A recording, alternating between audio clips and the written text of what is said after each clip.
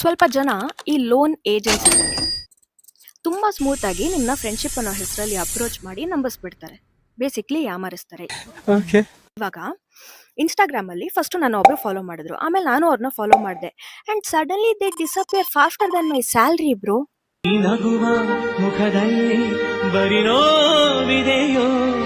But ನಿಮ್ನ ಮಾತ್ರ ಅವ್ರ ಫಾಲೋವರ್ಸ್ ಲಿಸ್ಟ್ ಇಂದ ತೆಗೆಯಲ್ಲ. Why to lose free benefits ಅಲ್ವಾ? They need free views, free likes, free audience, free validation. ಪುಕ್ಸಟ್ಟೆಲಿ ಇವ್ರಿಗೆಲ್ಲ ಬೇಕು. ಪುಕ್ಸಟ್ಟೆಲಿ ಬದುಕ್ತಿರೋಂಥ ಜನ ಇವರು.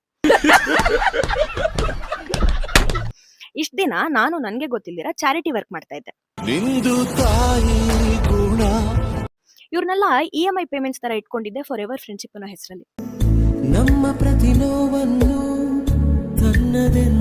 ಫಾಲೋ ಮಾಡ್ತಾರೆ, ಸ್ಟೋರೀಸ್ಗೆ ರಿಯಾಕ್ಟ್ ಮಾಡ್ತಾರೆ, ಪೋಸ್ಟ್ಗೆ ಲೈಕ್ ಕೊಡ್ತಾರೆ. Basically they support you emotionally in your digital world, but they unfollowed you 3 business months ago. We are not Swiggy coupons for you to collect as followers. Don't use us for engagement farming. ಇದು robbery with internet connection. ಇದು digital pick pocketing. And the funniest part, ನಿಮ್ಗೆ ಗೊತ್ತೇ ಆಗಲ್ಲ. Silent killers.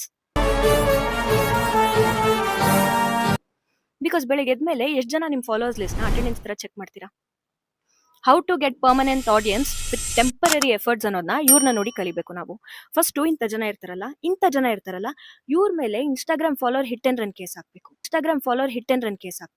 ಈ ನನ್ನ ಮಕ್ಕಳಿಗೆ ತಿಂದ್ಬಿಟ್ಟು ಮನೇಲಿ ಬೇರೆ ಏನ್ ಕೆಲಸ ಇರಲ್ಲ. ವ್ಯವರ್ಸಿಗಳು.